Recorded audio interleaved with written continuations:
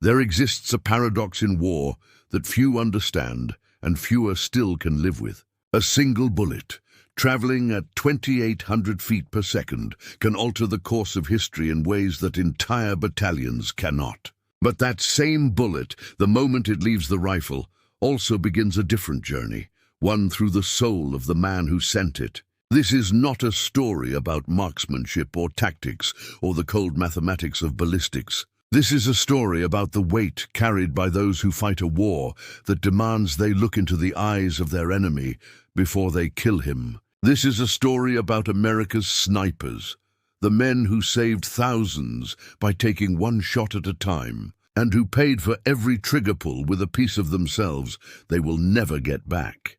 The sniper occupies a unique space in the landscape of war, operating in a realm that exists somewhere between the chaos of close combat and the clinical distance of artillery. At 600 yards, through 10 power magnification, war becomes intimate in a way that defies explanation. The enemy is not an abstract target or a distant figure in the haze. He is a human being with expressions, with habits, with a life that the sniper can observe in perfect clarity before making the most final of decisions. Stephen E. Ambrose, who spent years chronicling the stories of World War II veterans, understood something that most historians overlook. He wrote that snipers carried a different kind of weight, not just ammunition, but the knowledge that each kill was personal, deliberate, chosen.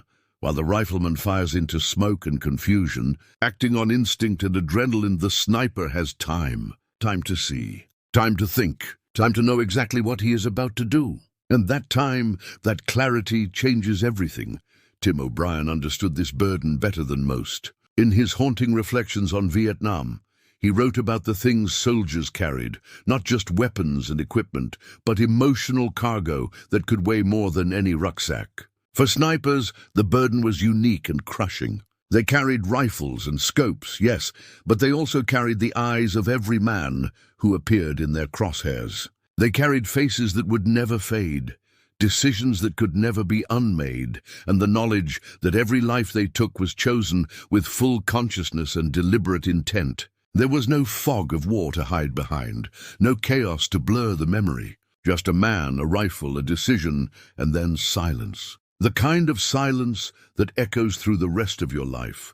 This creates a tension that defines the sniper's existence, a duality that tears at the fabric of who they are. On one hand, they are guardian angels, invisible protectors who watch over their brothers from positions of overwatch, scanning rooftops and windows and alleyways for threats that never materialize because they are there. They prevent ambushes before they happen, eliminate enemies before those enemies can kill Americans, and create a shield of security that the infantry never sees but always needs. But on the other hand, they are haunted killers, men who must live with the terrible intimacy of their profession, who remember not just how many enemies they killed, but the exact moment life left each one's eyes. They are both savior and executioner, protector and predator, and the psychological space between those identities is where they spend the rest of their lives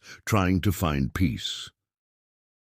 The sniper operates in silence, while his brothers fight in chaos. While the infantry advances through streets filled with gunfire and explosions, the sniper lies motionless on a rooftop 3 blocks away, breathing slowly, scanning methodically, waiting with a patience that most men cannot comprehend. Hours pass. Nothing happens. And that nothing, that absence of contact, that quiet, is the mission. The sniper's presence prevents the ambush, discourages the attack, forces the enemy to reconsider. But there is a cost to that silence. It is a lonely war, fought from a distance, where success means invisibility and recognition means failure. The Marines below will never know his name. They will never buy him a beer or thank him for saving their lives. And that is exactly how it must be. But the isolation cuts deep, creating a separation, not just from the enemy, but from the very brothers he is sworn to protect. These are America's most misunderstood warriors. Hollywood portrays them as emotionless killing machines, or broken men consumed by darkness. The truth, as always, is more complex and more human. They are highly trained professionals who volunteered for a mission that most could not handle psychologically. They are patriots who believed in something greater than themselves and were willing to carry a burden that would break most men. They are fathers and sons and husbands who went to war knowing that the enemy they killed would have faces, would be real, would haunt them forever. And they went anyway because American lives depended on their willingness to shoulder that weight. They saved thousands. They stopped ambushes before they happened, eliminated commanders before they could coordinate attacks, protected convoys that never knew they were in danger. One shot prevented 20 funerals. One decision changed the outcome of an entire operation. One man, alone on a rooftop with a rifle, became the difference between life and death for brothers who will never know his name. This is their story. Not the Hollywood version with dramatic music and slow-motion kills, but the real story, the one about the training that strips away everything except patience and precision, about the mathematics of death performed in seconds under impossible pressure, about the invisible brotherhood formed across 600 yards of empty space, about shots that haunt forever and homecomings that never truly arrive. This is the story of men who looked through scopes and saw not targets but human beings, who pulled triggers anyway because their brothers needed them to, and who carry the weight of those decisions through every day and every night for the rest of their lives. This is the story of the sniper, America's silent guardian, the loneliest warrior, the man who saved thousands by taking one shot at a time, and who gave pieces of his soul for every trigger pull. The war ends. The watch never does. And somewhere tonight, an American sniper lies awake, not celebrating what he did, but counting the brothers he brought home. That is the measure of his service. That is the weight he carries. And that is why we tell this story.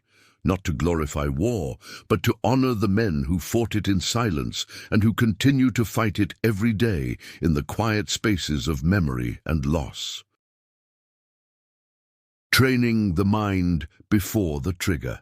The sniper's war begins long before the battlefield, in a place most warriors never see and most could not survive. It begins in the brutal crucible of selection, where 80% of candidates fail, not because they cannot shoot straight or move quietly, but because they cannot master the silence within themselves. Marine Corps sniper training is not about making better killers. It is about finding the rare men who possess something that cannot be taught, the capacity to become invisible, not just to the enemy, but to their own fear, their own discomfort, their own humanity. It strips away everything except patience, precision, and the ability to exist in a state of absolute stillness while the world moves around them. Candidates spend days motionless in the grass, controlling their breathing, their heartbeat, their very existence, learning to move so slowly that the human eye cannot detect motion. One instructor's motto haunts every graduate who makes it through. You don't hunt the enemy. You become part of the earth until the earth itself kills him. The physical demands are extraordinary but achievable. Any Marine in excellent condition can learn to shoot accurately at distance, can master the mathematics of wind and elevation, can memorize the technical specifications of the rifle and scope. But the psychological screening is merciless because it asks questions that most men cannot answer honestly until they are forced to confront them. Can you kill a man while looking at his face through 10-power magnification? Can you watch him laugh with his friends, smoke a cigarette in the morning sun, pull out his phone to look at a photograph, probably of his children, definitely of people who love him, and then take everything from him with one deliberate action? Can you do this not once in a moment of survival instinct, but repeatedly, methodically, as a planned operation? Can you live with the fact that you had time to see him as human and chose to kill him anyway? Most men, even warriors who have proven their courage in combat, discover they cannot. The ones who graduate, carry a different burden for the rest of their lives. There is a moment in the training that separates those who will become snipers from those who will return to the infantry. It happens when the instructors place a candidate behind the rifle and put a photograph in front of him, not a silhouette target or a paper enemy, but a real photograph of a real person. They ask him to imagine that person in his scope, to visualize pulling the trigger, to understand what he will be asked to do. Some candidates freeze. Some request to be dropped from the program immediately. Others claim they can do it, but the instructors see the doubt in their eyes and send them back to their units with honor intact. The few who remain are not psychopaths or men without conscience. They are warriors who understand the terrible mathematics of their role, that one life taken by them may save 20 lives of their brothers. They accept the moral weight because someone must, and they believe in something greater than the burden they agree to carry. But that acceptance comes at a cost that the training never mentions and cannot prepare them for. What the training does not teach is how to forget those faces. The instructors can prepare a man for the technical challenges of the shot, can condition him to remain calm under pressure, can teach him to calculate windage and elevation in seconds. But they cannot teach him how to sleep when he remembers the exact moment the light left someone's eyes. They cannot show him how to sit at a dinner table with his family years later without suddenly seeing that face again, that moment again, frozen in perfect clarity through the scope. They cannot give him the words to explain to the rifleman next to him that his war is different, colder, more calculated, more personal. The infantryman who survives a firefight carries trauma, yes, but it is the trauma of chaos and survival, of reacting to threats in the fog of combat. The sniper's trauma is different. It is the trauma of choice, of deliberation, of killing with full consciousness and perfect clarity. It is the weight of having time to see the enemy as human and pulling the trigger anyway because the mission demands it. The training creates a paradox that defines every sniper's career. To be effective, they must develop an almost superhuman level of discipline and control, the ability to slow their heart rate at will, to ignore pain and discomfort for hours or days, to make impossible calculations under extreme pressure. But this same control, this same discipline, also creates distance, not just from the enemy, but from everyone. The sniper learns to compartmentalize, to separate emotion from action, to exist in a state of heightened awareness that borders on the mechanical. This serves them well in combat, but when the war ends, that distance remains. They have been trained to observe without being observed, to operate alone, to trust no one completely, to remain separate even when surrounded by brothers. This isolation that makes them effective in war becomes the prison they inhabit in peace.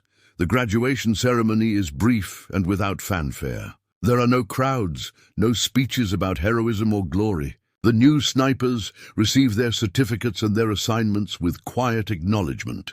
They understand what they have agreed to do. They know the statistics, that snipers in Iraq and Afghanistan accounted for disproportionate enemy casualties relative to their numbers, that their presence on the battlefield changed enemy behavior and saved countless American lives. They take pride in this capability, but as they pack their gear and prepare to deploy, there is also an understanding that passes between them without words. They are graduating not as better killers, but as lonelier ones. They have volunteered for a war that will be fought in silence, where their greatest successes will be invisible, where the cost will be paid in memories that never fade and faces that never leave. They will become guardians that no one sees and carry burdens that no one else can understand. And they will do this because their brothers need them to, because American lives depend on their willingness to shoulder this weight, and because someone must stand watch in the silence between chaos and catastrophe. The training is complete. The transformation is permanent. And the real war, the one inside, has only just begun. One shot, 1,000 variables. At 800 yards, a bullet does not just travel through space. It negotiates with physics, wind, humidity, barometric pressure. the Coriolis effect of the Earth's rotation, even the curvature of the planet itself. The sniper is not simply pulling a trigger. He is solving an equation where the wrong answer means failure, and failure means American boys die. This is the reality that separates the sniper from every other warrior on the battlefield.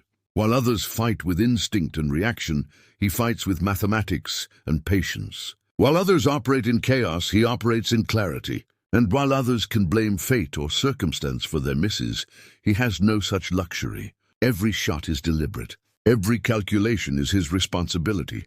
Every consequence belongs to him alone. Consider the shot that defines the impossible mathematics of this profession. A Taliban commander emerges from a compound in Afghanistan's Helmand province. Intelligence has identified him as the coordinator of an ambush planned for a marine convoy that will pass through the valley in 6 minutes. The sniper has one opportunity. The wind is gusting at 12 miles per hour, shifting unpredictably as it funnels through the mountains. The temperature is 104 degrees, which affects the powder burn rate and changes the bullet's velocity by feet per second. The target is not standing still. He's moving, talking on a radio, gesturing to fighters who are preparing to attack Americans who have no idea death is waiting for them. The spotter whispers corrections based on previous shots. But ultimately, it comes down to one man, one moment. One impossible calculation performed in seconds while knowing that lives hang in the balance. This is the sniper's gift and his curse. He has time to think. The rifleman in close combat operates on instinct and adrenaline, firing at movement and muzzle flashes, surviving by reaction speed and aggression. There is no time to consider the humanity of the enemy, no opportunity to question the morality of the kill. It is pure survival, pure combat, pure chaos. But the sniper must be cold. He must be methodical. He must be certain. He must look at a man through high-powered magnification and convince himself that this person, a person who might have children waiting at home, who definitely has a mother who loves him, who was once a baby held in someone's arms, must die so that others may live.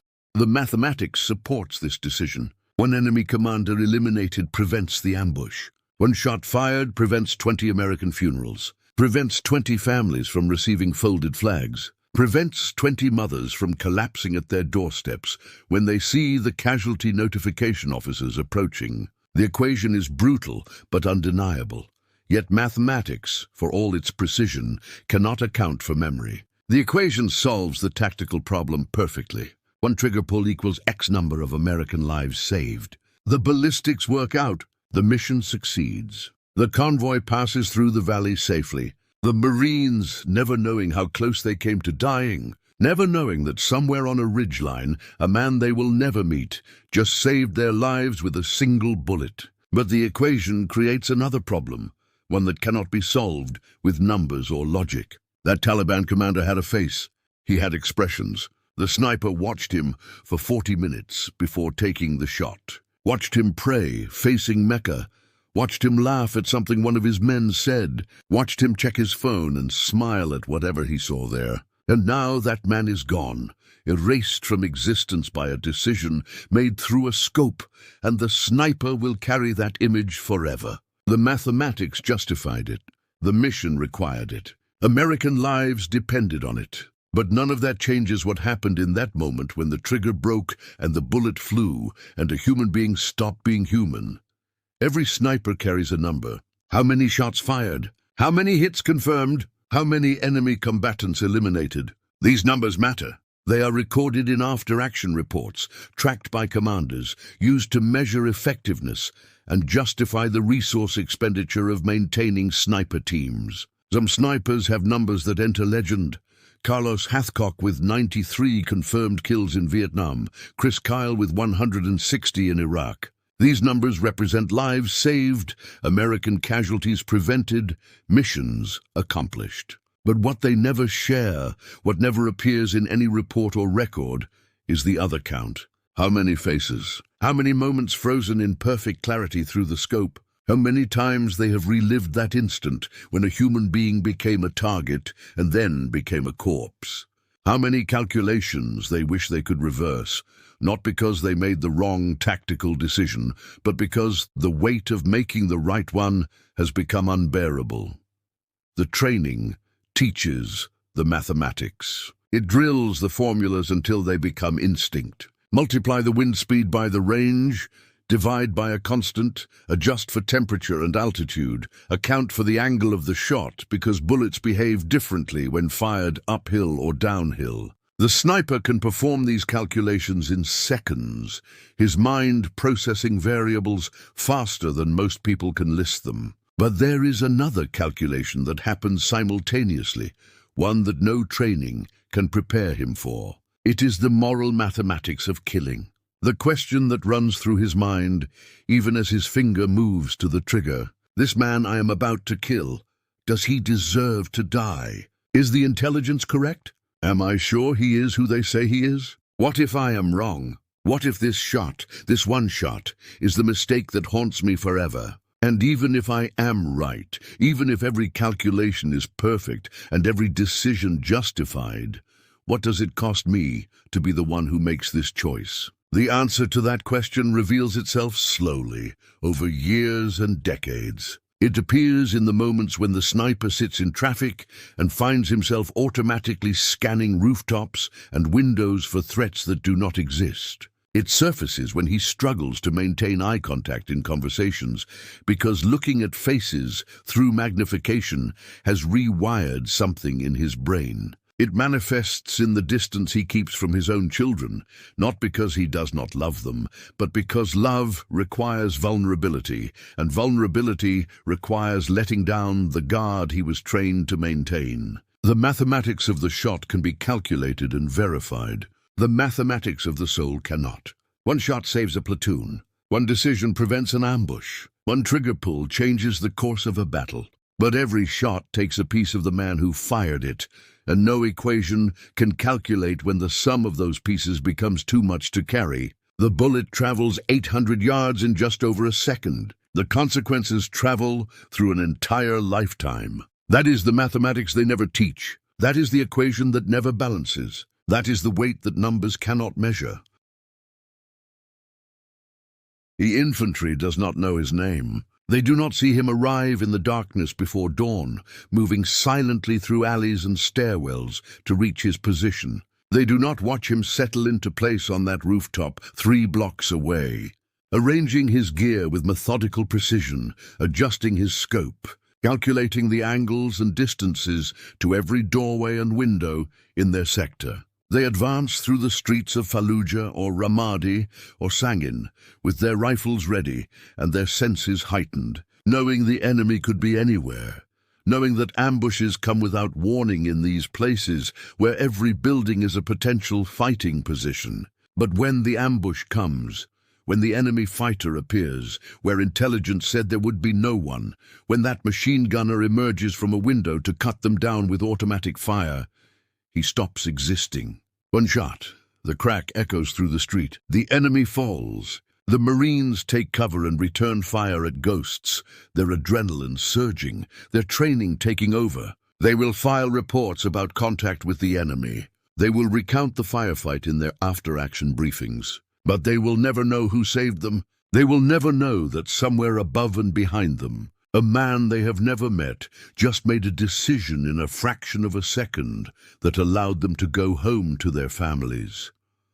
This is the sniper's true calling, and it is perhaps the loneliest form of love that exists in war. Invisible protection. While his brothers advance through hostile territory, he is watching over them from a distance they cannot comprehend. Hours pass in absolute stillness. His body aches from maintaining the same position. The sun beats down or the rain soaks through his gear. Insects crawl across his face, and he does not move to brush them away, because movement means detection, and detection means failure. Nothing happens. Hours of nothing. And that nothing, that absence of contact, that quiet, that is the mission. That is success. The enemy did not attack because they sensed his presence, because some sixth sense told them that death was watching from an unseen position. The Marines below completed their patrol and returned to base safely. No casualties, no contact, just another day in a war zone. But the sniper knows the truth. He saw the enemy fighters positioning themselves for an ambush. He watched them through his scope, counting their weapons, noting their positions, calculating which one to eliminate first if they opened fire. His presence prevented the attack. His invisible watch kept his brothers safe. And they will never know. They will never buy him a beer or slap his back or thank him for keeping them alive. That is exactly how it must be. That is the price of being the guardian angel they never see.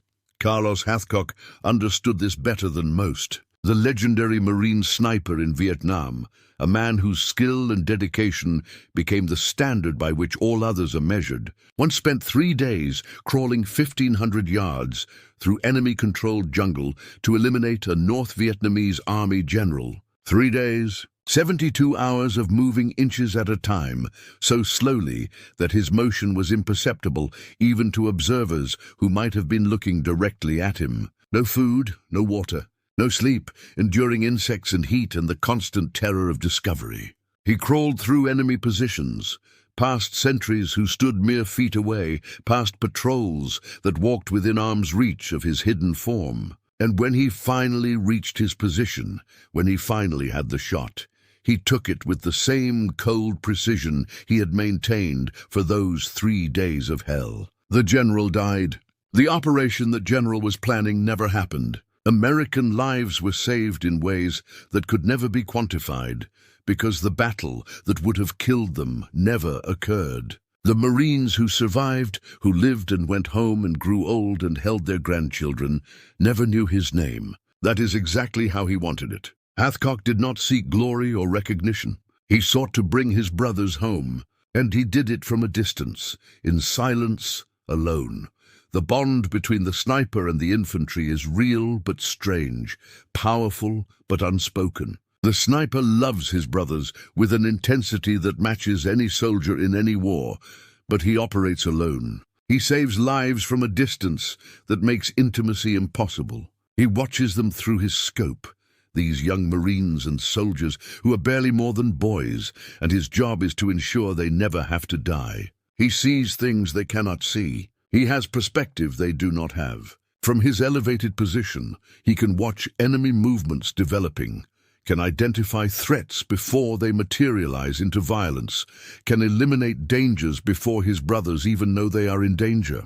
But that same distance, that same separation that makes him effective, also isolates him in ways that cut deep into his soul. He is with them, but not among them. He protects them, but cannot join them. He loves them, but cannot tell them. And when they die, when despite all his vigilance and all his skill, he sees through his scope a Marine take a bullet he could not prevent. When he watches a young soldier step on an IED he did not see. When the ambush comes from an angle he was not covering.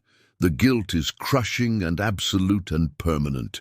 Every sniper carries the weight of shots not taken, threats not seen, brothers not saved. They replay those moments endlessly in their minds, analyzing what they missed, questioning their decisions, wondering if they had been positioned differently or scanned that sector one more time, whether the outcome would have changed. The training teaches them to accept that they cannot prevent every death, that the battlefield is chaos and some losses are inevitable. But acceptance and forgiveness are different things. A sniper in Iraq described this burden with painful honesty. He had been providing overwatch for a patrol when an IED detonated, killing 2 Marines instantly and wounding 3 others.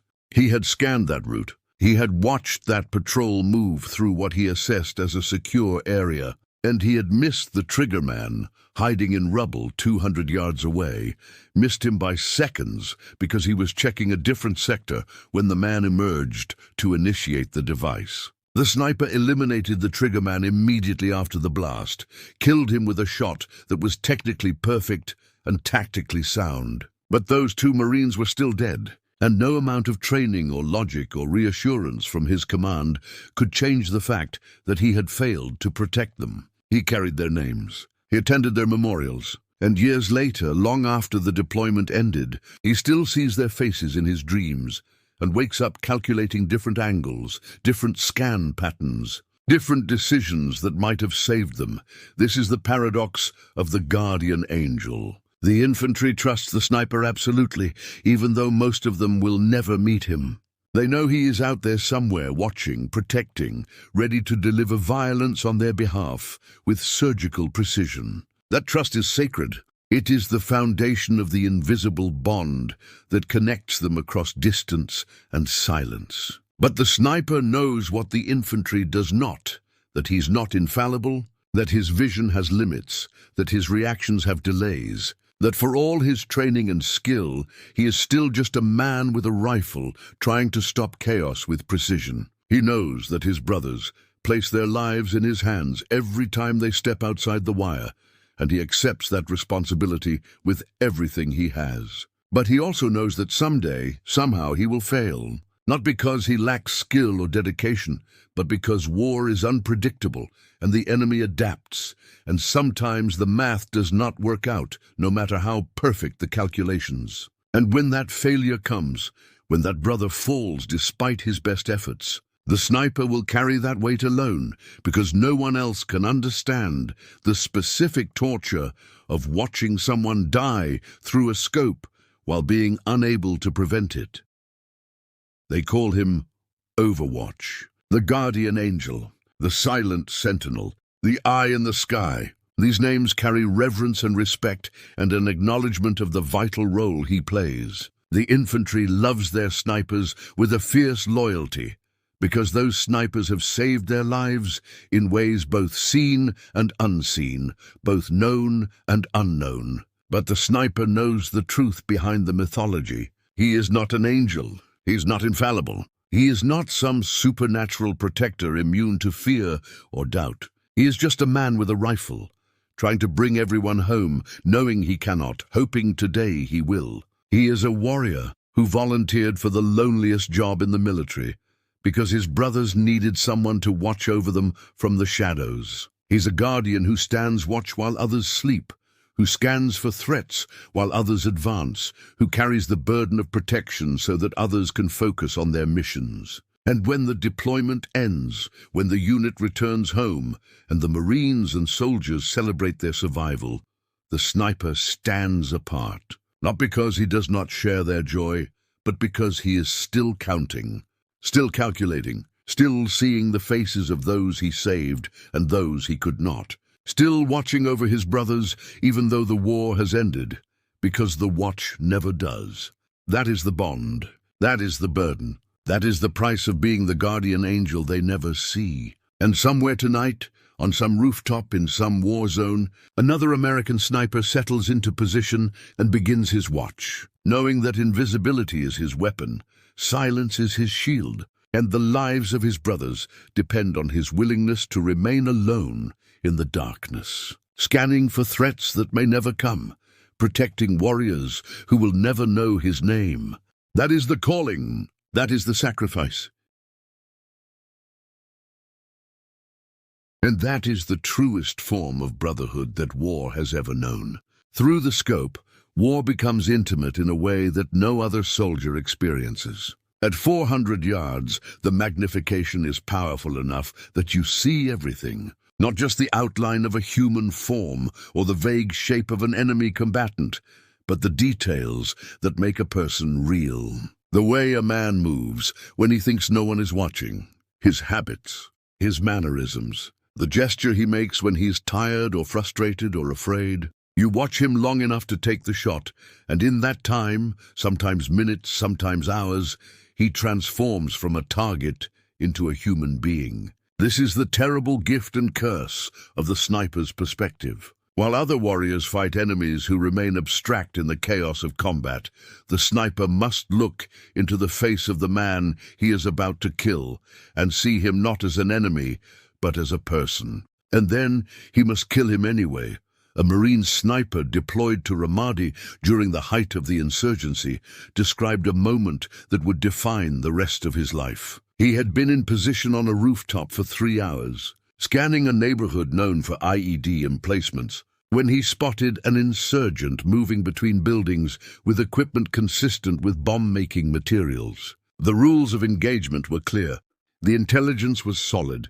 This man was planning to plant a device that would kill Americans, probably within the next few hours. The sniper had a clear shot. He had positive identification. He had every tactical and legal justification to pull the trigger. But before he took the shot, he watched. He watched this insurgent for 40 minutes as the man prepared his device, assembled the components, tested the connections. And during those 40 minutes, he saw things that training never prepared him for. He watched the insurgent stop his work to pray, kneeling on a piece of cardboard facing Mecca, his forehead touching the ground in a display of faith that was somehow both foreign and deeply human. He watched him pull out his phone and look at the screen, and the expression that crossed his face, a smile, genuine and warm, suggested he was looking at a photograph of someone he loved. Probably his children, maybe his wife, definitely people who would mourn him. He watched him be human, and then, because American lives depended on it, because the mission demanded it, because there was no other choice that did not result in dead Marines, he watched him die. Because he made him die. This is the sniper's unique burden, the weight that separates his experience from every other form of combat. Premeditated killing. The rifleman in a firefight reacts to immediate threats. He sees muzzle flashes and returns fire. He moves and shoots and survives by instinct, operating in a state of controlled chaos where decisions are made in fractions of seconds, and the enemy is defined by aggression rather than humanity. There is trauma in that experience, certainly. There is moral weight in taking any life. But there is also the fundamental reality of self-defense and the defense of others in immediate danger. The kill is reactive, defensive, a response to violence with violence. But the sniper does not react. He selects, he observes, he decides, he executes. There is no chaos to hide behind, no adrenaline to blur the memory, no heat of the moment to provide psychological cover. Just clarity. Terrible, perfect, absolute clarity. The sniper chooses his target after watching him, after seeing him as human, after knowing with certainty that this person has a life and a story and people who love him. And then he chooses to end all of that because the mathematics of war demand it. Some shots are easier than others. The enemy fighter who is actively aiming an RPG at a Humvee full of Americans presents no moral complexity. He is in the act of attempting murder, and stopping him is pure defense of friendly forces. The trigger pull in that moment feels justified, righteous even. But war is not always that clear. Some shots break something inside that never heals.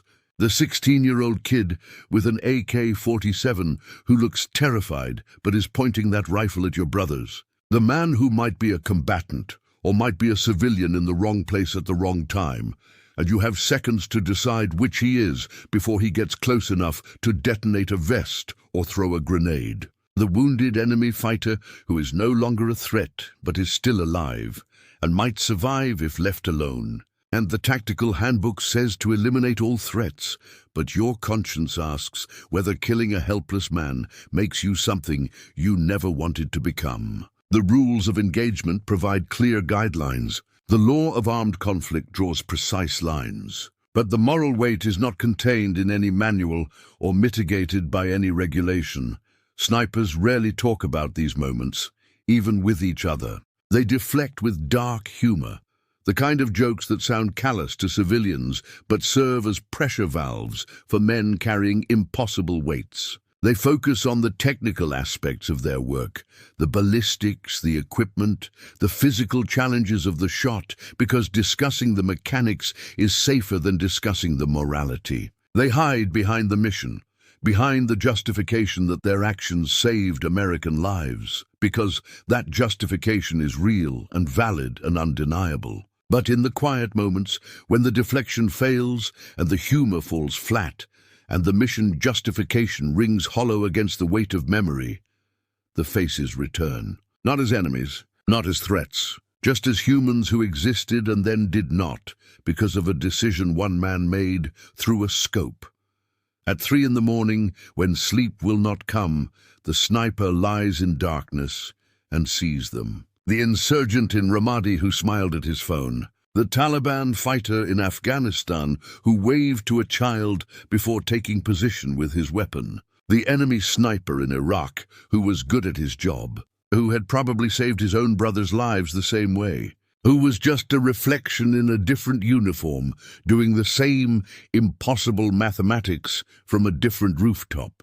They appear not as memories, but as presences, as ghosts that cannot be exorcised because they are not external hauntings, but internal scars. The sniper remembers not just the moment of the kill, but everything that led to it. The waiting, the watching, the decision point when he chose to fire rather than wait. The feeling of the trigger breaking under his finger, the recoil, the sight picture staying true, and then the impact, that fraction of a second, when the target registers the hit and the body responds in ways that look different through a scope than they do in movies. The collapse, the stillness, the absolute finality of it, or he sees his own children, years later, laughing at something innocent and pure. And suddenly he is remembering the phone in the insurgent's hand and the smile on his face, and wondering if somewhere in Iraq there are children who lost their father that day. Children who might have been the same age as his own. Children who will grow up without a dad because he made a decision through a scope on a rooftop in Ramadi. The mathematics that justified the shot remain valid. That insurgent was planning to kill Americans. Stopping him saved lives. The decision was correct by every measure that matters in war. But correctness and peace are different things. The shot was justified. The haunting is permanent. Both truths exist simultaneously, and no amount of logic or therapy or time can reconcile them into something that feels like absolution. There is a particular torture that comes with clarity. The infantryman who survives a firefight carries trauma, but that trauma is wrapped in the fog of combat. The confusion, the chaos, the impossibility of knowing exactly what happened in those minutes of violence. But the sniper has no fog to hide in. He knows exactly what happened because he planned it, executed it, and watched it unfold with perfect visibility through magnified optics. He can replay every detail in his mind with photographic precision. The wind conditions, the range, the angle, the moment of decision. The sight picture, the trigger pull, the impact. Every variable is catalogued in his memory with a clarity that makes forgetting impossible. Other warriors wonder what happened in the chaos of their battles. The sniper knows. He knows with the kind of certainty that becomes its own form of prison. Some snipers find ways to compartmentalize. They build mental walls between their combat experiences and their civilian lives, creating separation that allows them to function in both worlds, even if they never fully inhabit either. They focus on the lives saved rather than the lives taken, on the brothers who came home because of their actions, on the mission accomplished and the duty fulfilled. These frameworks are not lies. They are survival mechanisms, psychological structures that allow men to carry unbearable weights without collapsing. But even the strongest walls have cracks, and in those cracks the faces appear, in dreams, in sudden flashbacks triggered by sounds or smells or sights that should be innocent but somehow connect to memories that never fade. In moments of quiet when the mind wanders to places it should not go and returns with images that will not leave. The shot takes a second. The bullet's flight time at 400 yards is less than half a second. The impact is instantaneous. The mission continues. The war moves forward, but the haunting lasts forever. It lasts through the rest of the deployment and the flight home and the reunions with family who are overjoyed to see him but cannot understand why he seems distant even when he is holding them. It lasts through the transition back to civilian life and the job interviews and the attempts to be normal, when normal feels like a foreign language he once knew but can no longer speak fluently. It lasts through the births of his children and the milestones of their lives, moments of joy that should be pure, but are sometimes interrupted by the uninvited memory of other children in other places who lost their fathers to his decisions. It lasts through decades of trying to find peace with what he did, trying to balance the undeniable fact that his actions saved American lives against the equally undeniable fact that his actions ended other lives, trying to reconcile the warrior he needed to be with the man he wants to become. And it lasts in the knowledge that somewhere, in cities and villages, he will never visit again. There are people who hate him without knowing his name, families who mourned losses they cannot fully understand, children who grew up without fathers, mothers who buried sons. And while he can justify every shot by the standards of war and the mathematics of life and death, he also knows that to those people, he is not a guardian angel or a professional warrior or a man who made impossible choices under extreme pressure. To them, he is simply the one who killed someone they loved. That knowledge does not invalidate his service or diminish the necessity of what he did. But it adds another layer to the weight he carries, another face to the gallery of ghosts, another reason why sleep sometimes feels like enemy territory where ambushes wait in the darkness. The shot was necessary. The shot was justified. The shot saved American lives. And the shot will haunt him forever. All of these truths exist together, contradicting and confirming each other, creating a moral complexity that has no resolution and no end. This is what it means to be a sniper. This is the price of looking through a scope and seeing faces. This is the weight that never lifts and the burden that never ends. The war ends. The haunting never does. Coming home from the longest distance, the hardest shot a sniper ever takes is the one that brings him home. You can train a man to hit a target at 1,000 yards. You can condition him to remain motionless for days, to calculate windage and elevation in seconds, to control his heartbeat and breathing under extreme stress. You can teach him to become invisible, to think like a predator, to make life and death decisions with cold precision. But you cannot train him to close the distance between war and peace. You cannot prepare him for the moment when he steps off the plane onto American soil and realizes that while he was gone, fighting a war that changed everything about who he is, the world here continued exactly as it was. The coffee shops still serve lattes. The traffic still crawls through rush hour. People still complain about trivial inconveniences and argue about politics and laugh at television shows. And he stands among them, returned but not really home, present but not really there, trying to remember how to exist in a place that suddenly feels more foreign than the war zone he just left. He returns to a nation that thanks him for his service, and those thanks are genuine and well-meaning and come from a place of sincere gratitude. But they are also impossibly inadequate because the people saying them have no framework to understand what that service meant. How do you explain to your wife, who waited faithfully and worried constantly and deserves your full presence now that you are back, why you wake up at 3 in the morning not from nightmares of being shot at, but from dreams about the people you shot? How do you tell her that sometimes when she is talking to you, telling you about her day or sharing something she is excited about, you are not really hearing her because you are somewhere else, on some rooftop watching through a scope, making calculations that never end? How do you explain that the distance you kept from the enemy has somehow become the distance you keep from everyone, including her, including your children, including the life you are supposed to be grateful to have back? You sit at a coffee shop trying to have a normal conversation with an old friend who wants to know what it was like over there, and you realize there are no words that can bridge this gap. He asks if you saw combat, and you say yes because that is the simple answer. But the real answer is too complex. You saw combat in a way that is fundamentally different from what he imagines when he hears that phrase. You did not charge through doors or clear buildings or fight in the chaos of close-quarters battle. You watched, you calculated, you killed from a distance with deliberation and precision, and now you cannot stop watching. Even here in this coffee shop, You are scanning exits and assessing threats and cataloging every person who enters as either dangerous or not dangerous. And you know this is irrational, but you cannot stop, because the part of your brain that kept you alive in war does not understand that the war is over. So you tell your friend it was intense and leave it at that, and he nods like he understands. And you let him believe he does, because explaining would require you to articulate things you are not sure you understand yourself. The sniper's war was solitary, and so is his peace.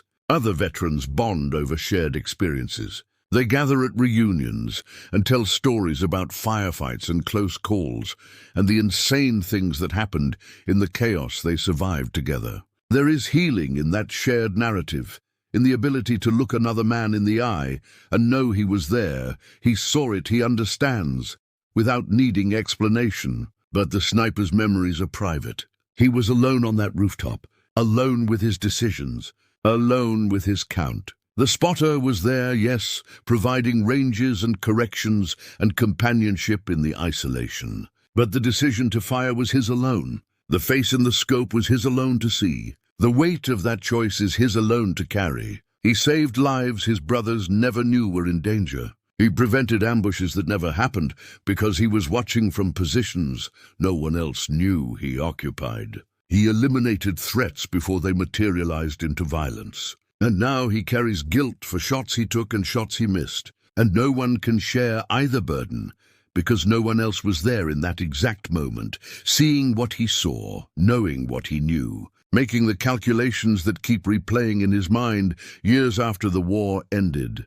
Some adapt. They find purpose in training the next generation of snipers, teaching the art of patience and precision to young Marines and soldiers who think they want this job until they truly understand what it demands. These instructors pass on technical skills, but also try to prepare their students for the psychological weight. Though they know from experience that no amount of warning can truly prepare someone for the reality of looking through a scope at a human being and choosing to end that life. They tell stories stripped of emotion, focusing on tactics and techniques, hiding the personal cost behind professional competence. They are good at their jobs. They produce excellent snipers, but late at night, alone with their thoughts, they wonder if they are creating more men who will carry the same burdens they carry. More warriors who will spend the rest of their lives trying to close a distance that cannot be closed.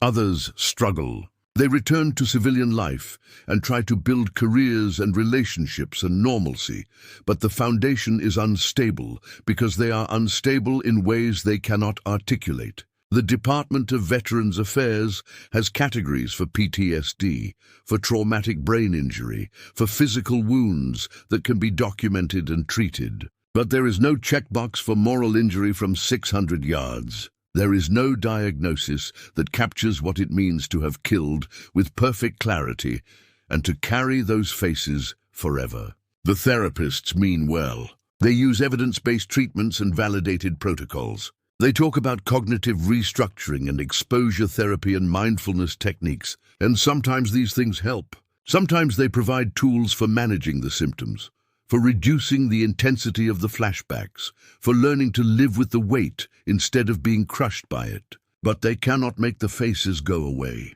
They cannot undo the decisions or erase the memories or restore the innocence that was sacrificed the first time the sniper looked through a scope and saw a human being and killed him anyway. Society sees snipers through the distorted lens of Hollywood mythology. Either they are portrayed as superhuman killers, emotionless and mechanical, racking up kills with video game detachment and suffering no consequences for the violence they deliver. Or they are broken men, consumed by darkness, ticking time bombs waiting to explode, dangers to themselves and others. The truth, as it always is more complex and more human than either extreme. They are warriors who were asked to fight a different kind of war, one shot at a time, and they did it because their brothers needed them to. They volunteered for a mission that most could not handle psychologically because someone had to do it, and they believed they could carry the weight. They were not emotionless robots.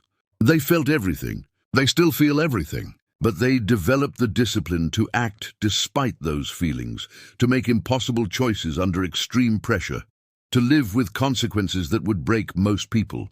They are not broken. They are scarred. There is a difference. Broken things cannot function. These men function. They hold jobs and raise families and contribute to their communities. But the scars remain, visible only to those who know where to look, carried in the spaces between words and the distance in their eyes, and the way they sometimes seem present but are actually somewhere else entirely. The ultimate irony cuts deeper than any enemy bullet ever could. The sniper spent his entire war keeping people at a distance. That distance was tactical, necessary, the key to his effectiveness. He could not afford to get too close, because closeness meant vulnerability, and vulnerability meant mission failure. He learned to observe without being observed, to protect without being known, to operate in a space between connection and isolation that allowed him to do his job. But now that the war is over, that distance remains. It is no longer tactical. It is existential. He keeps his distance from his wife even when holding her, because vulnerability is still terrifying, and letting someone truly see him feels more dangerous than any enemy fire. He keeps his distance from his children, even when playing with them, because part of him is always watching, always scanning, always calculating threats that do not exist but feel real anyway.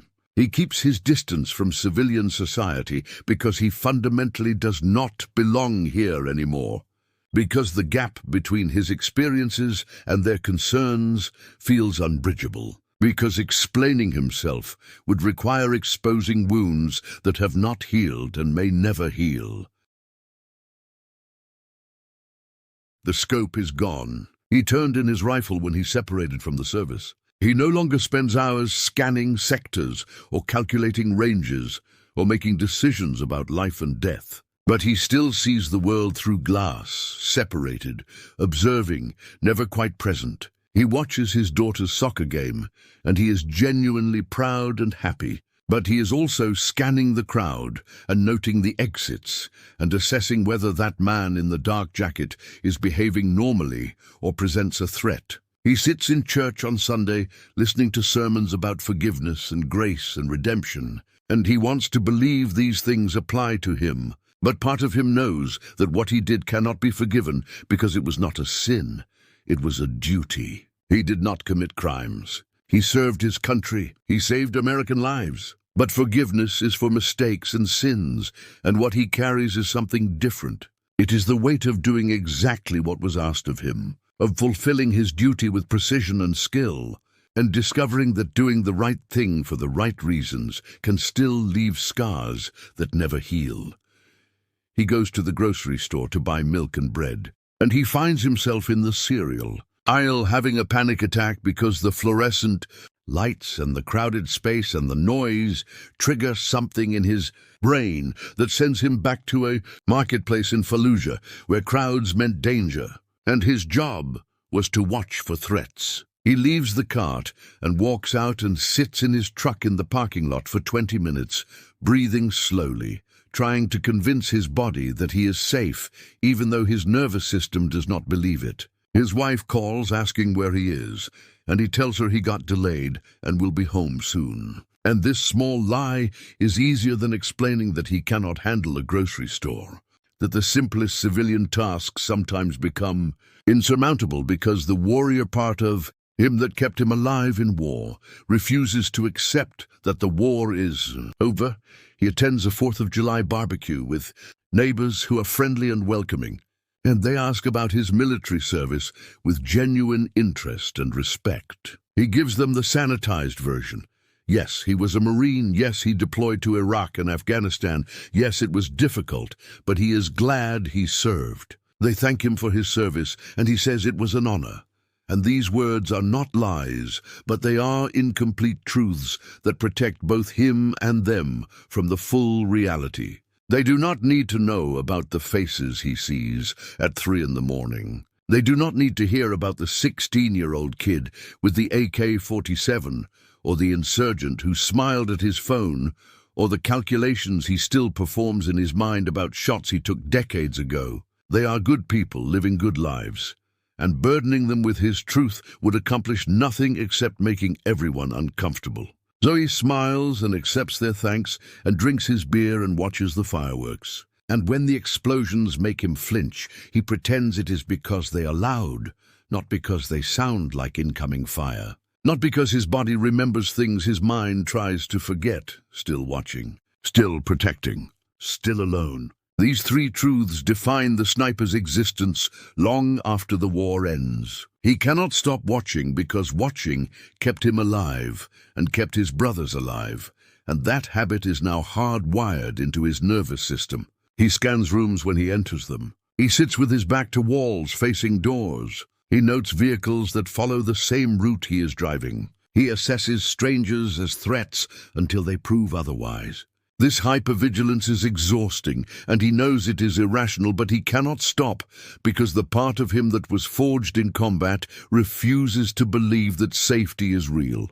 He is still protecting, even though no one needs his protection anymore. His children are safe in their suburban neighborhood, but he checks their rooms at night anyway, standing in doorways, watching them sleep, making sure they are breathing, calculating egress routes in case of emergency. His wife is safe going to work each day, but he worries anyway, texting her to make sure she arrived safely, feeling a spike of anxiety if she does not respond immediately. He knows this is not normal. He knows he is projecting combat vigilance onto civilian life in ways that make no tactical sense.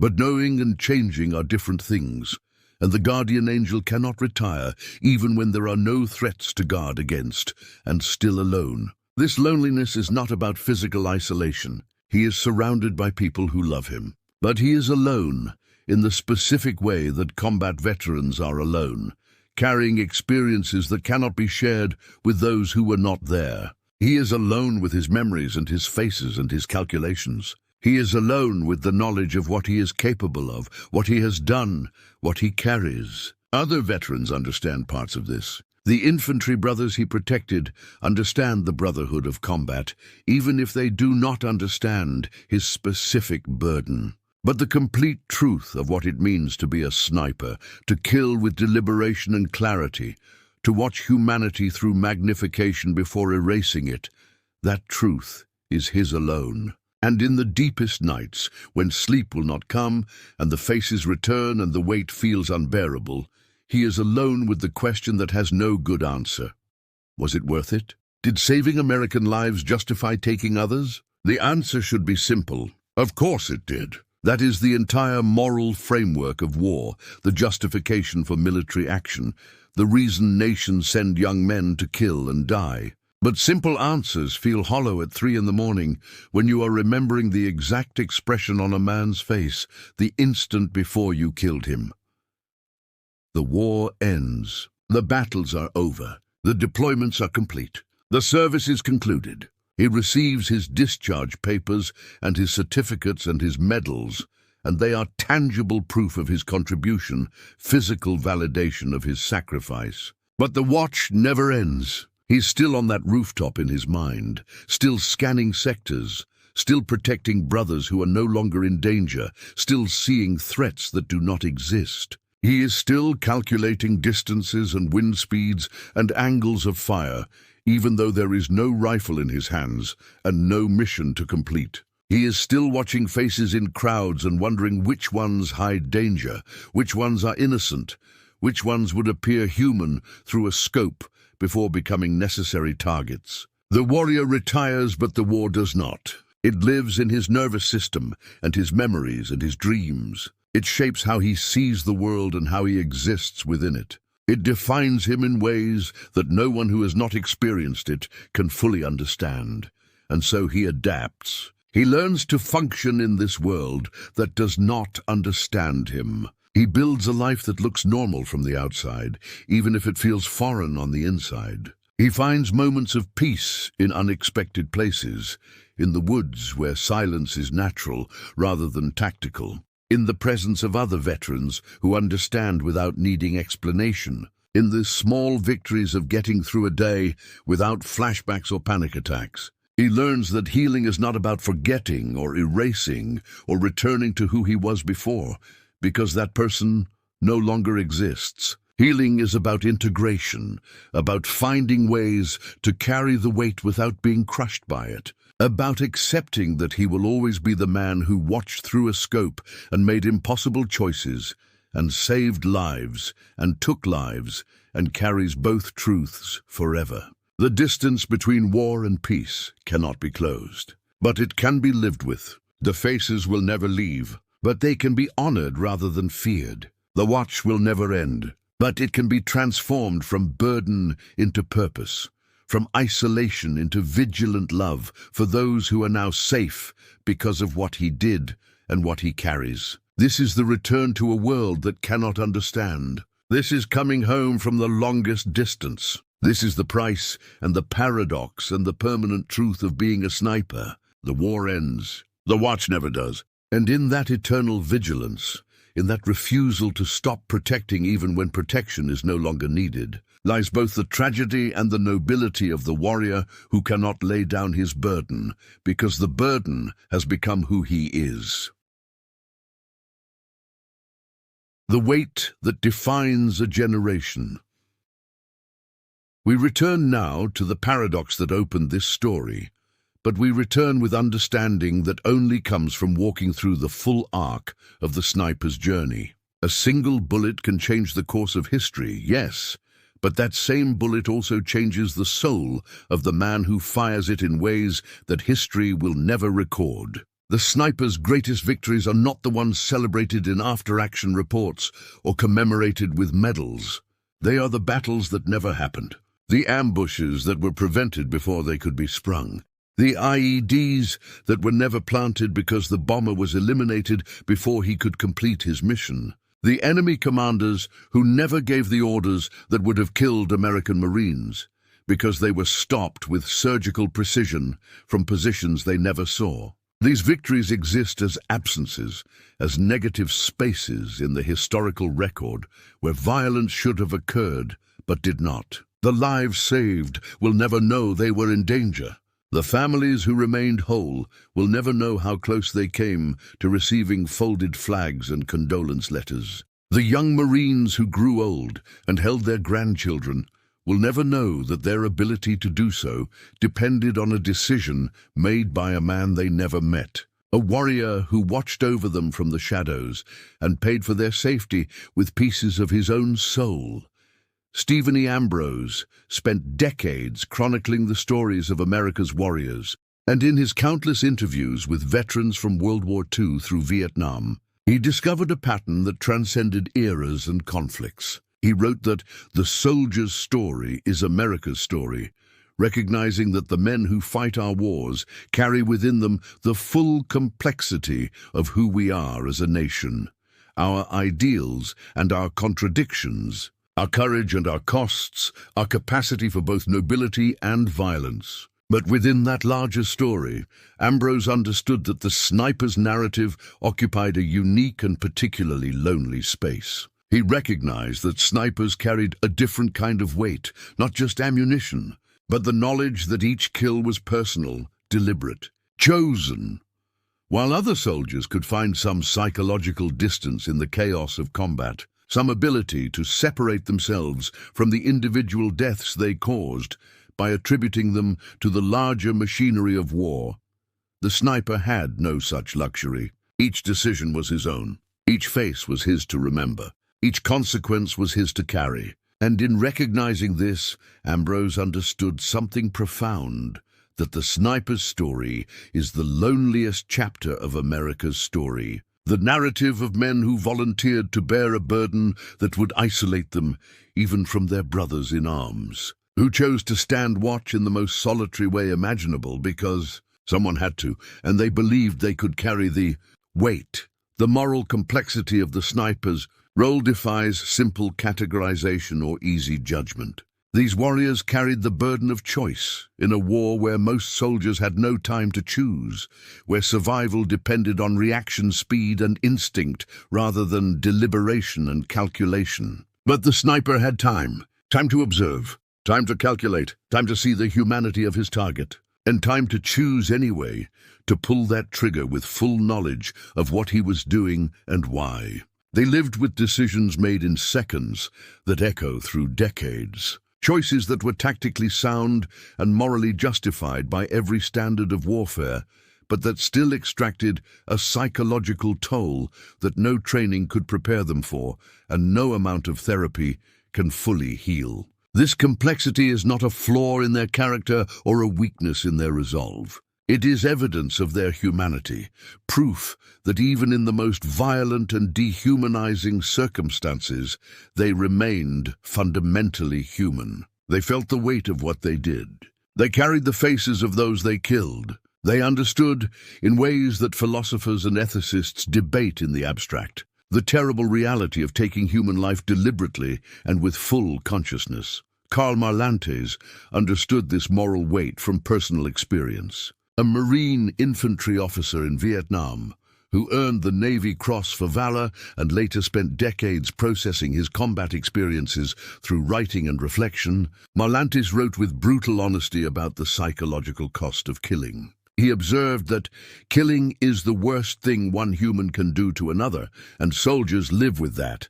But in understanding the sniper's specific burden, we must extend Marlantes' insight further. Snipers live with it in slow motion. They experience it at high magnification.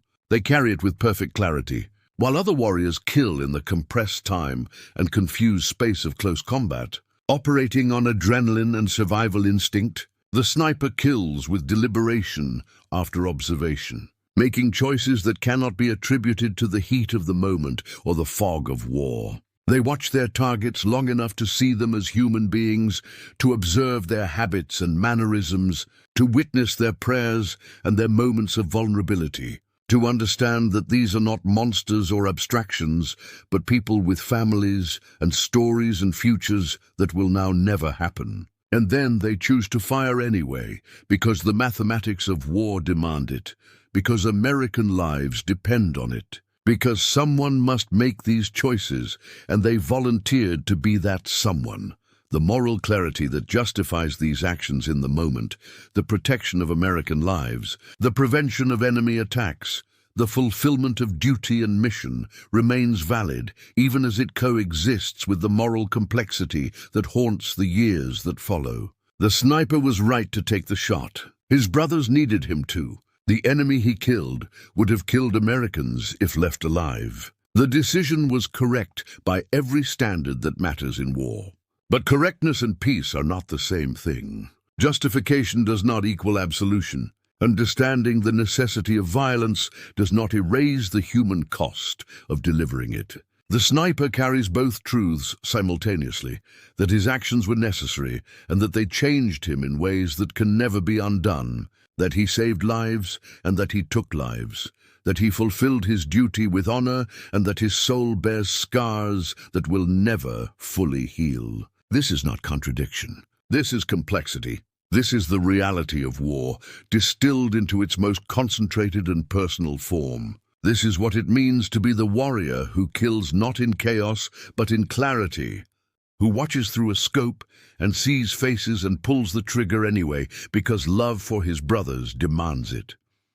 From the rooftops of Fallujah to the hills of Afghanistan, from the jungles of Vietnam to the hedgerows of Normandy, snipers have been the silent guardians that America never sees but always needs. Their presence on the battlefield changes the calculus of combat in ways that ripple far beyond the individual targets they eliminate. The enemy cannot move freely when they know a sniper is watching. They cannot mass for attacks. They cannot expose their leaders. They cannot operate with the confidence that comes from numerical superiority because somewhere, invisible and patient, death is waiting with surgical precision. This psychological impact multiplies the sniper's effectiveness far beyond his body count. One sniper in position can influence the behavior of hundreds of enemy fighters, can alter their tactics and constrain their options, can create space for friendly forces to maneuver and accomplish their missions.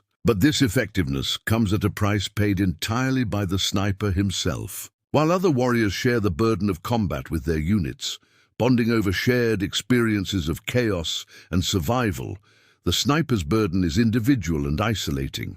His successes are invisible. His contributions are unrecognized by those he protects. His sacrifices are carried alone in the silence between what he did and what he can never speak about with those who were not there. Across generations and conflicts, the specifics of technology and tactics have evolved, but the fundamental nature of the sniper's burden has remained constant. The World War II sniper crawling through hedgerows with a Springfield rifle faced different technical challenges than the modern sniper in Afghanistan with night vision and laser rangefinders. But both experienced the same moral weight of deliberate killing, the same psychological isolation of operating alone, the same burden of carrying faces that would never leave their memories. The Vietnam-era sniper hunting in triple canopy jungle and the Iraq war sniper watching from urban rooftops occupied vastly different physical environments, but inhabited the same psychological space, the place where war becomes intimate and killing becomes personal, and the distance between warrior and enemy collapses through the scope into a clarity that changes everything. Technology advances, tactics evolve, but the human cost of being the one who watches and decides and kills with full consciousness remains unchanged across time. These are America's eternal sentinels, linked across decades by shared burdens that civilians can never fully understand and that even their fellow warriors struggle to comprehend. We end with the truth they all carry, the weight that defines not just their service, but their entire existence from the moment they first looked through a scope at a human being and made the choice to end that life. One shot can save a platoon. This is undeniably true. The tactical value of precision elimination at the right moment can prevent catastrophic casualties, can shift the momentum of an engagement, can create opportunities for friendly forces that would not otherwise exist. The sniper's role in war is not just valid, but vital, not just useful, but irreplaceable. But every shot takes a piece of the man who fired it. This is equally true and equally undeniable. The bullet travels 600 yards in under a second, but the psychological trajectory of that shot continues through an entire lifetime. The target falls, and the mission succeeds, and American lives are saved, but the sniper is changed in that moment in ways that can never be reversed. A piece of his innocence is gone. A piece of his ability to see the world as a place of simple morality rather than complex trade-offs is lost. A piece of his capacity for unreflective happiness is sacrificed. These pieces accumulate over a career, over dozens or hundreds of shots, until the sniper looks in the mirror and struggles to recognize the person looking back, not because he has become evil or broken, but because he has become something that most humans are never asked to become: the deliberate, conscious, methodical taker of human life in service of a greater good. The measure of his service is not found in kill counts or confirmed eliminations or medals awarded. Those things have their place in official records and military evaluations, but they do not capture the true weight of what the sniper carried or the real value of what he sacrificed. The measure is found instead in the brothers who came home, in the Marine who survived Fallujah and went to college and became a teacher, never knowing that a sniper eliminated the insurgent who was positioning to ambush his patrol. In the soldier who returned from Afghanistan and married his high school sweetheart and had 3 children, unaware that his life depended on a shot taken from a rooftop by a man whose name he will never learn. In the convoy that passed safely through a village because the enemy chose not to attack, not knowing that their choice was influenced by a sniper's invisible presence that made aggression too costly to attempt. These lives, lived fully, loved completely, extended into futures that would not have existed without the sniper's intervention, are the true measure of his service. Not the enemies he killed, but the friends he saved. Not the shots he took, but the brothers he brought home, somewhere tonight, in a small town in America or a suburb outside a major city or a rural area where neighbors are miles apart.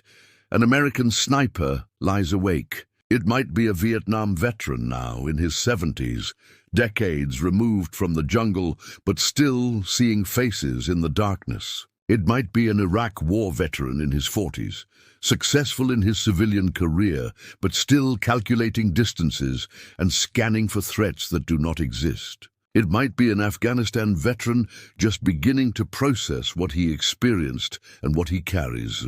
Still young enough to believe that time will heal what feels unbearable now, but old enough to suspect that some wounds never close. Regardless of his age or his war, he lies awake and he is not celebrating. He is not replaying his greatest shots or taking pride in his confirmed kills or congratulating himself on his tactical excellence. He is counting the brothers he brought home, counting the patrols that returned safely because he was watching, counting the families that remained whole because he made decisions that cost him pieces of his soul. This is the truest measure of his service, not the lives he took, but the lives he saved. Not the enemy eliminated, but the brothers protected. Not the mission accomplished, but the watch maintained even at terrible personal cost. And in this counting, in this quiet tallying of salvation achieved through sacrifice, lies the full complexity of the sniper's legacy. They are not heroes in the uncomplicated Hollywood sense, immune to doubt and untouched by trauma. They are not victims, broken beyond repair by what they experienced. They are warriors who chose to carry a burden that most cannot bear, who volunteered for the loneliest watch in the military, who looked through scopes and saw humanity and chose to protect their brothers anyway. They paid for that choice with sleepless nights and haunting memories and isolation that persists decades after the war's end. They carry faces and names and moments frozen in time through high-powered optics. They live with moral complexity that has no resolution and psychological weight that has no cure. But they also carry something else, the knowledge that their brothers came home because they stood watch, that American families remained whole because they made impossible choices, that freedom's price was paid in part by their willingness to shoulder burdens that would crush most people. This is their legacy. Not glory or recognition or public celebration, but the quiet knowledge that they served when called, protected when needed, and carried the weight so that others would not have to. They are the silent guardians in America's story, the warriors who operated in shadows and sacrificed in silence and continue to stand watch long after the wars have ended, because that is who they are and what they do and what they will always be. The scope may be gone, and the rifle turned in and the uniform hung in the closet, but the sniper remains, watching, protecting, carrying burdens that never lighten and faces that never fade. This is the price of precision warfare. This is the cost of surgical violence. This is the weight of being the one who looks through glass at humanity and pulls the trigger anyway because love for brothers and duty to country demand it. One shot, one life saved. One piece of soul sacrificed. Multiply that by hundreds of shots over years of service, and you begin to understand what they carry. Multiply it by thousands of snipers across generations of wars, and you begin to grasp the collective weight borne by these silent warriors in service of a nation that will never fully understand what they gave or what they continue to give every night when the faces return and sleep becomes enemy territory. The war ends, the enemies are defeated or withdrawn. The treaties are signed, and the troops come home, and the parades march down Main Street. But for the sniper, the war never truly ends, because the watch never ends. He remains vigilant against threats that no longer exist, protective of brothers who are no longer in danger, scanning sectors that exist only in memory. And in that eternal vigilance, in that refusal to stand down even when the mission is complete, lies both the tragedy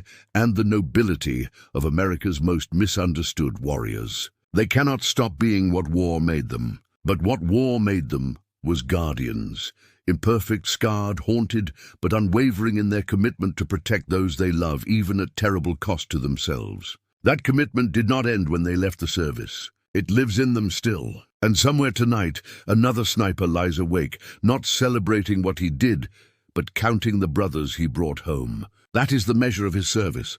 That is the weight he carries. That is the legacy that will outlive him. One shot, one life saved, one soul sacrificed. This is the story of America's snipers. This is the truth behind the scope.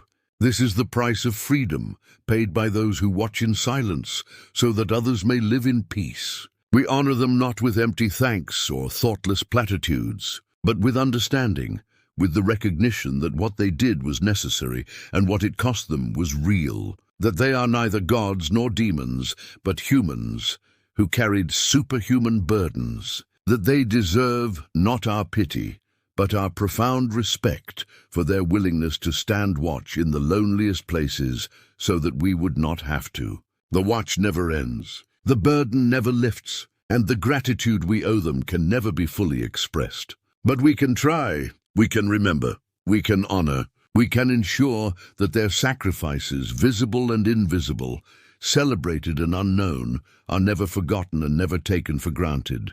This is their story. This is their legacy.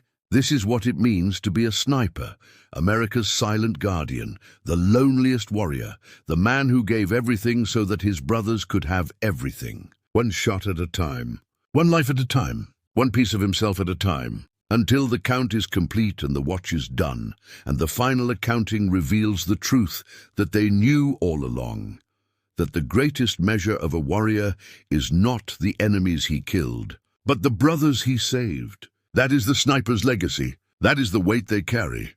And that is why we tell their story.